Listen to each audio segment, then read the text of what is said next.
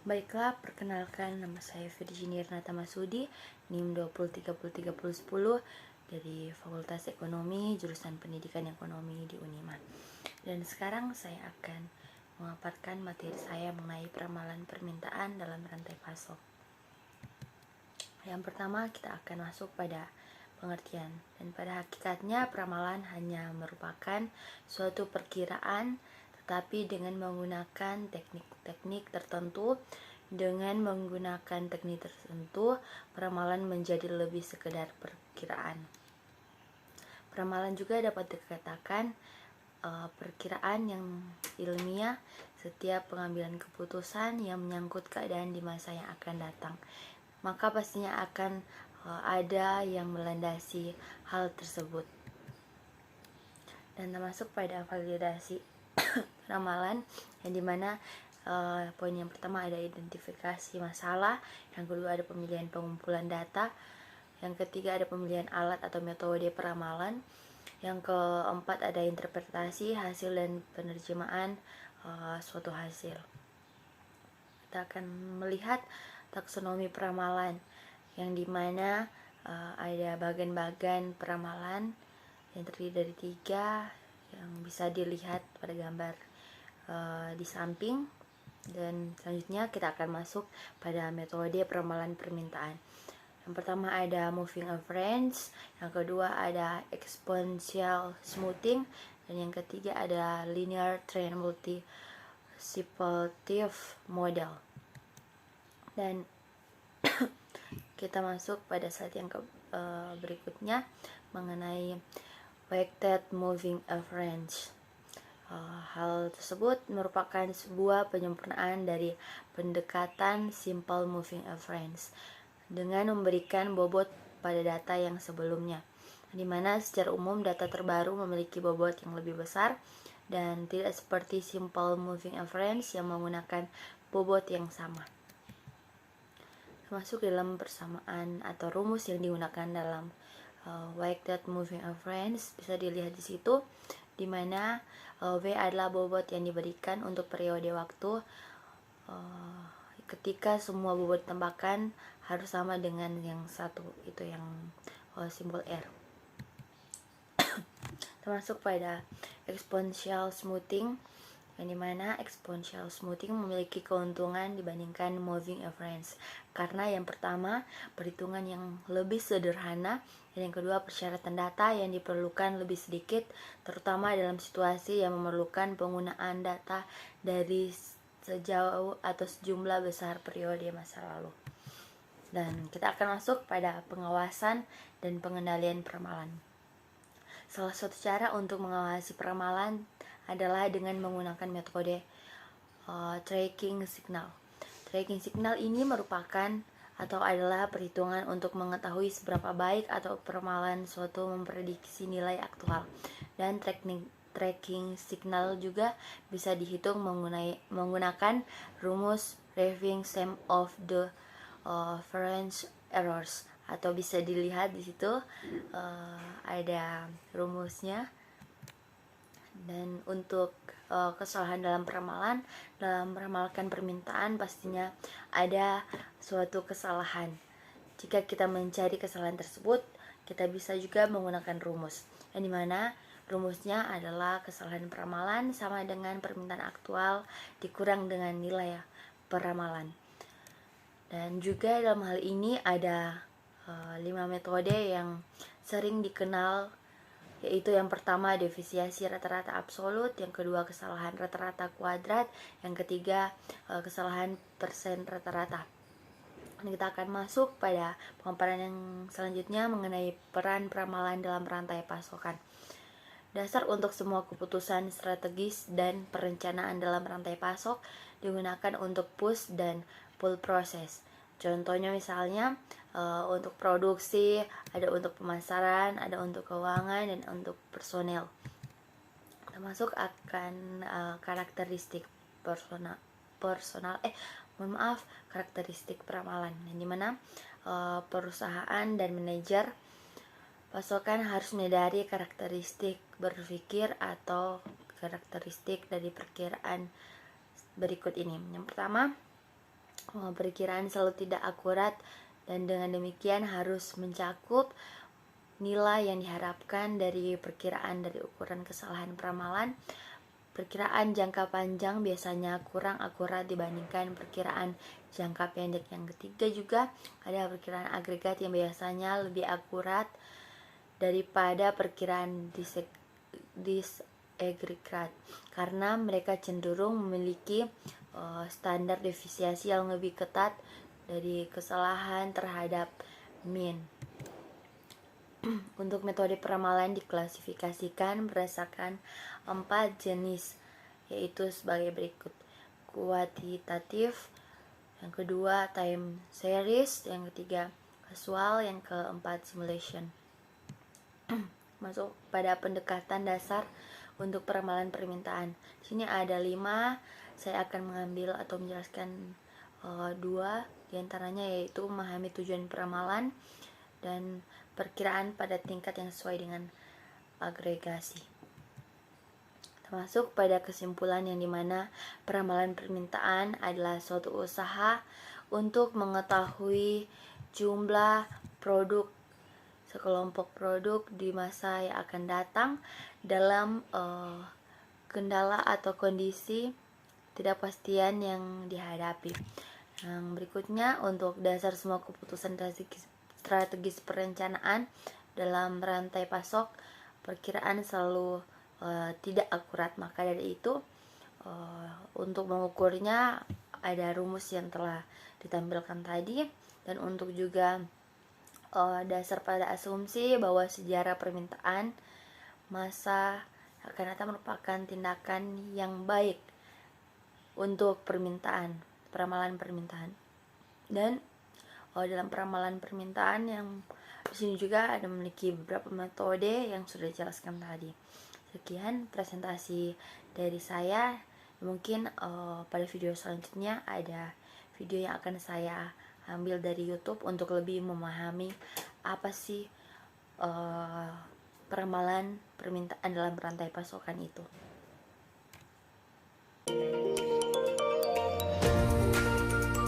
Pada slide berikut ini diharapkan rekan-rekan sekalian dapat dan mampu menjelaskan beberapa submateri berikut. Yang pertama adalah pengelolaan permintaan. Yang kedua adalah peramalan dalam rantai pasok. Yang ketiga, pendekatan dalam peramalan. Yang keempat, metode peramalan time series.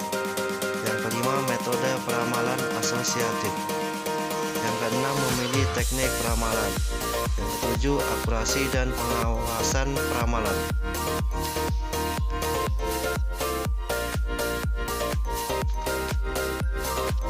Pada kegiatan belajar 1, dasar-dasar peramalan permintaan terbagi menjadi 2 bahasan, yaitu A.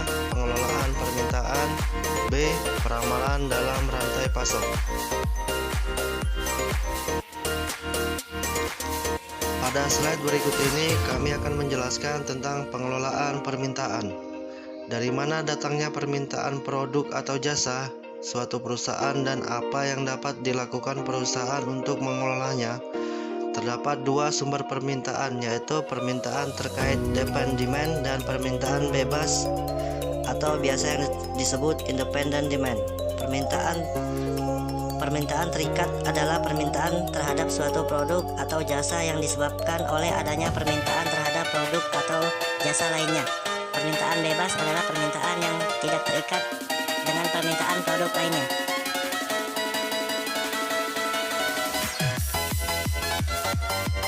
Suatu permintaan dapat dipengaruhi oleh 2 faktor, yaitu faktor internal dan faktor eksternal. Faktor eksternal yaitu yang mempengaruhi permintaan terhadap produk atau jasa perusahaan merupakan faktor di luar kontrol perusahaan. Faktor internal yang dapat mempengaruhi permintaan misalnya keputusan internal mengenai desain produk atau jasa, harga dan promosi periklanan, desain pengemakan, kuota insentif, dan lain-lain. Permintaan kadang-kala memiliki perilaku yang acak dan tidak teratur. Namun dalam waktu dapat juga menunjukkan perilaku yang dapat ditebak dengan pola berulang. Terdapat 3 tipe perilaku permintaan, yaitu volatile, siklus, dan musiman. Saya menunjukkan pergerakan permintaan dengan pola pergerakan naik atau turun secara bertahap dalam jangka panjang. Pada gambar berikut, Anda dapat perhatikan bahwa terdapat volatile utama dengan pergerakan yang naik. Pada pola tersebut juga terdapat beberapa pola pergerakan yang bersifat naik dan turun. Variasi merupakan pergerakan yang tidak dapat diprediksi dan tidak perlu begitu terus.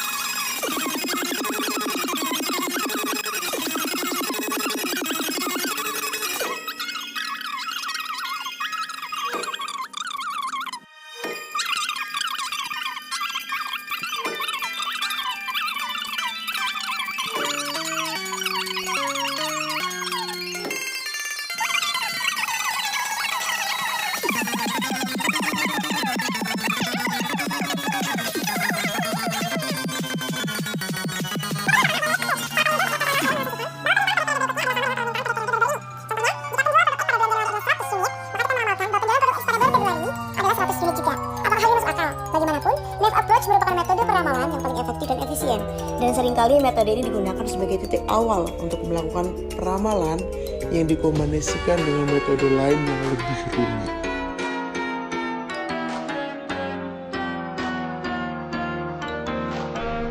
Yang kedua adalah metode moving average. Moving average menggunakan sejumlah data historis aktual untuk melakukan peramalan. Moving average bermanfaat jika kita mengasumsikan bahwa permintaan pasar akan tetap stabil dari waktu ke waktu. Nah, rumus moving average adalah sebagai berikut. Moving average sama dengan permintaan pada periode sebelumnya dibagi dengan N, dimana N itu artinya apa? Adalah jumlah periode. Misalnya 4, 5 atau 6 bulan, dan merupakan 4, 5, 6 periode moving average-nya.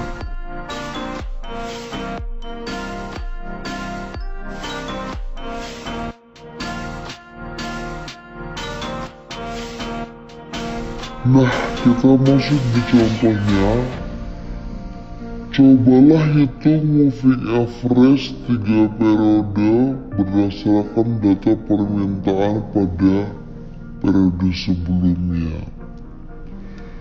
Itu di 5 periode, teman-teman boleh lihat dari periode pertama ada 42 permintaan, periode kedua ada 40, periode ketiga ada 43, periode keempat ada 40, periode kelima adalah 41.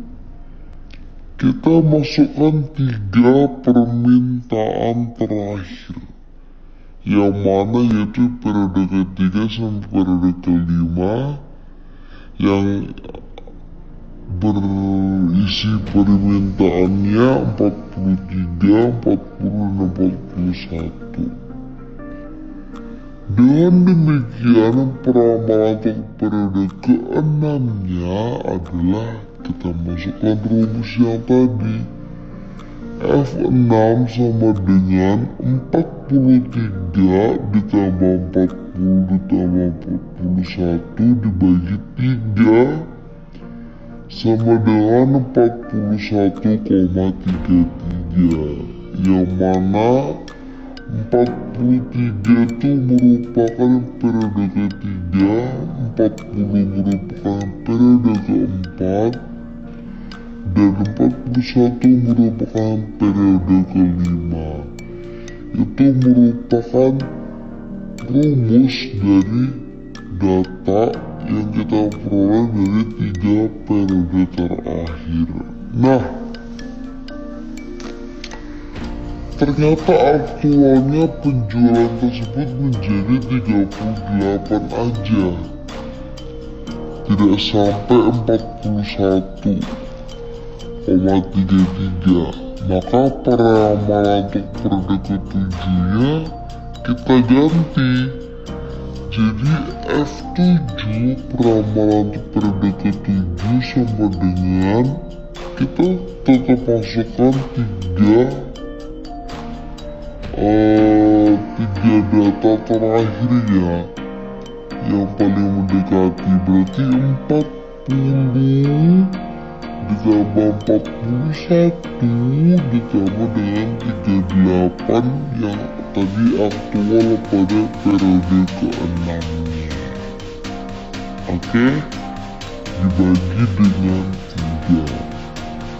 Jadi ingat, pada moving average jika terdapat nilai dan aktual terbaru, jadi peramalan pada periode berikutnya harus berbagi dengan menambahkan nilai terbaru yang aktual tersebut.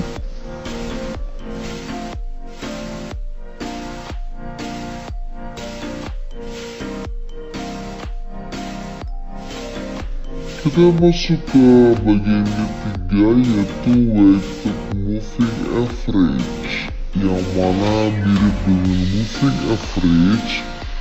Hanya saja metode ini memberikan bobot-bobot lebih pada nilai tertentu dalam satu time series. Rumusnya ada weighted moving average sama dengan FT sama dengan W1 AT kurang 1 ditambah W2 AT kurang 2 ditambah titik WNAT dikurang N, yang mana W1 itu bobot yang diberikan pada permintaan periode tanpa yang pertama, W2 itu yang diberikan untuk periode permintaan yang kedua, WN itu merupakan bobot yang diberikan untuk permintaan periode yang ke-N-nya. Nah, untuk apa adalah periode yang ke-4?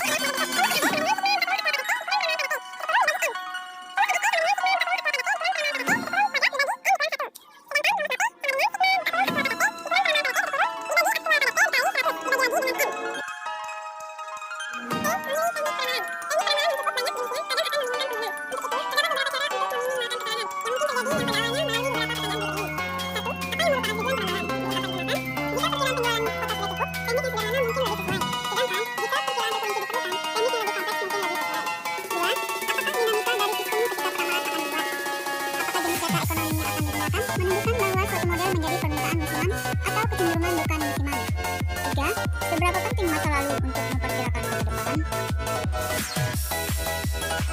Keputusan manajemen rantai persediaan didasarkan pada peramalan yang menggambarkan produk dan jumlah produk yang diperlukan.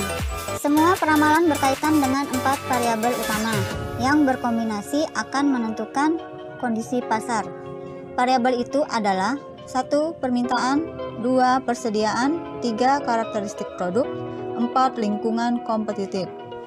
Permintaan mengacu pada keseluruhan permintaan pasar untuk suatu kelompok jasa atau produk terkait.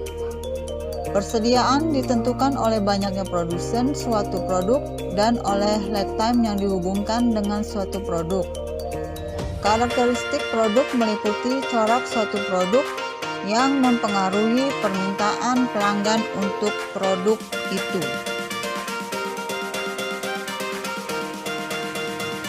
Setelah kita membuat suatu peramalan, langkah berikutnya yaitu menciptakan suatu perencanaan perusahaan terhadap permintaan yang diharapkan tersebut.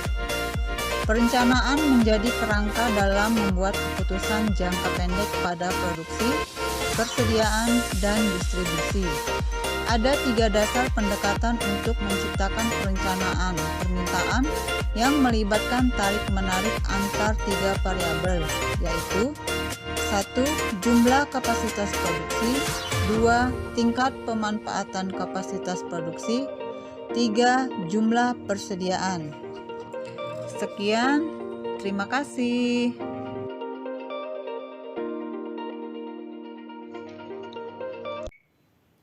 Sekian untuk presentasinya, diucapkan terima kasih.